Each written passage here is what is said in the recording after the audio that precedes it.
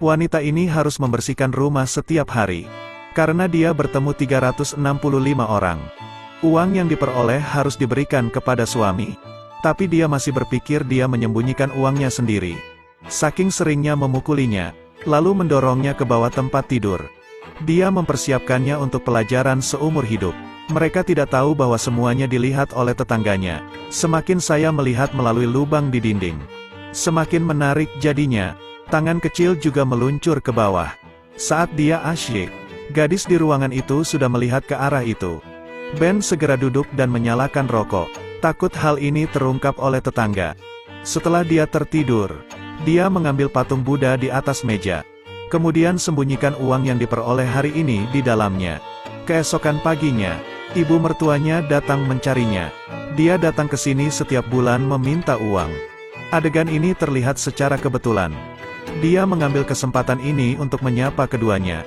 Juga, saya baru saja pindah ke sini belum lama ini. Tapi dia tidak memperhatikan. Lalu dia berbalik untuk pergi. Ia pun sengaja mengedipkan mata pada Emma. Namun ia tidak menghiraukannya. Kemudian dia berganti pakaian lagi dan pergi ke gereja untuk mengaku dosanya kepada pendeta. Dia berharap untuk meninggalkan suaminya. Tapi dia tidak ingin kembali ke bar untuk bekerja. Lagi pula, sekarang dia hanya harus menghadapi satu pria. Dia tidak ingin kembali ke tempat kotor itu untuk melihat wajah jelek itu lagi. Kemudian tinggalkan gereja. Sesampainya di rumah, Ben mabuk lagi. Meskipun dia keberatan, dia tetap ingin pergi tidur. Adegan ini terlihat lagi. Mendengar teriakan menyedihkannya, dia tidak bisa menahan diri untuk tidak berdaya. 3 menit kemudian dia mulai menggosok lukanya. Dia mengangkat kepalanya untuk melihat bulan. Saya tidak tahu kapan saya akan bebas. Saat ini, pintu tiba-tiba terbuka. Emma melompat mundur ketakutan. Tanpa diduga, orang yang memasuki ruangan itu adalah dia. Melihat ke dalam ruangan dengan ketakutan. Takut ketahuan oleh Ben. Untungnya dia tertidur lelap sekarang. Sama sekali tidak ada suara-suara dari luar yang terdengar. Melihatnya terlihat menyedihkan. Dia mengulurkan tangannya ke arahnya. Melihat itu dia tidak keberatan.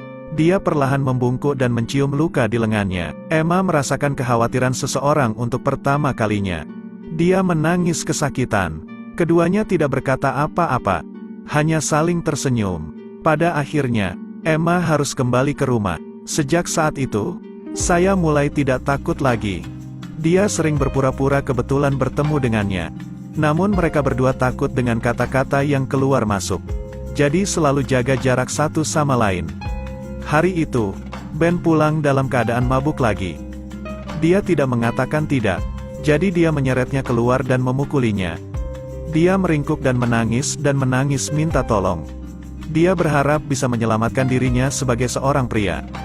Tapi dia hanya berdiri melihat ke balik pintu. Setelah Ben tidur nyenyak, Emma berusaha menahan rasa sakitnya untuk membasuh lukanya. Saya tidak menyangka punya nyali untuk datang ke sini. Menghadapi bahunya, dia tidak lari. Dia hanya berharap bisa menemukan perlindungan. Lalu dia membawanya pulang. Saat melihat memar di tubuh Emma, dia hanya bisa terdiam. Hari ini dia memutuskan untuk menghiburnya. Setelah berbincang-bincang, Alpa baru saja keluar dari penjara belum lama ini. Dia mengandalkan gadis-gadis terkemuka untuk menghasilkan uang. Meski dikatakan sebagai startup, namun sebenarnya itu hanyalah bisnis ilegal. Dia berbicara tentang lubang itu padanya. Mengaku memata-matainya setiap hari. Sejak saat itu, dia pergi ke lubang itu setiap malam agar dia tidak merasa sendirian. Hari itu, Emma memakai riasan cantik. Dia mengenakan gaun merah ke rumah Alpa. Memintanya untuk membawanya keluar dari sini. Keduanya bekerja sama. Keesokan harinya, dia menyelundupkan obat tidur ke dalam air Ben. Tapi dia tidak tahu dia sudah mengetahuinya. Dia menggunakan waktu dia tidak ada di sana untuk mengosongkan gelas air. Ketika dia kembali, dia berpura-pura meminum semuanya. Tunggu dengan sabar hingga obatnya bekerja. Ben mengikutinya dan segera tertidur. Emma melihat kesempatan telah tiba dan segera mengemasi barang bawaannya. Tapi ketika dia hendak pergi, dia ditangkap olehnya. Dia memukulnya. Ben mencengkeram lehernya dan menyerbu masuk ke kamar. Dia menarik Ben menjauh dan keduanya mulai berkelahi. Namun dia meremehkan kemampuan Ben. Emma panik, mengambil pisaunya dan menyerbu ke arah Ben. Setelah ditusuk di bagian pinggang, dia perlahan terjatuh. Emma pun dengan cepat mengakui bahwa dia telah membunuh seseorang. Segera hibur dia lalu bungkus tubuh Ben. Dia memasukkan mayat itu ke bagasi mobil. Tersisa untuk mengatasi noda darah. Berkendara ke tepi sungai dan lemparkan tubuh lurus ke bawah. Dia takut untuk pergi dari sana. Tanpa sadar kedua pengemis itu telah melihat pemandangan ini. Takut untuk kembali ke Emma. Dia menghiburnya untuk tenang. Karena saya tidak ingin membuat orang lain curiga. Mereka tidak bisa langsung pergi. Selain itu, kita tidak bisa bertemu lagi. Hingga hal ini dilupakan oleh orang lain. Meskipun Emma tidak mengerti alasannya, dia melakukan apa yang diperintahkan. Dia memberikan semua dana hitamnya untuk menunggu dia menangani ini. Keesokan paginya, ibu mertuanya pergi ke kantor polisi. Meski itu menyakitkan, namun ibu mertuanya tetap mengkritiknya. Setelah kembali ke rumah, dia tiba-tiba mendengar suara berisik di dalam kamar. Karena ketakutan, dia berteriak pada orang itu untuk berhenti menempel padanya. Namun dia tidak menyangka neneknya akan keluar dari kamar.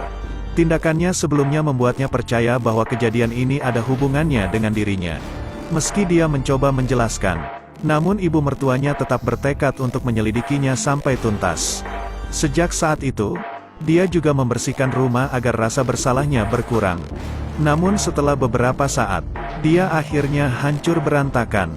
Ketika dia melihat sisi lain, dia masih mengetuk dinding. Dia berharap mereka berdua bisa keluar dari sini. Tapi dia ditolak. Dia pikir dia tidak terbiasa sendirian.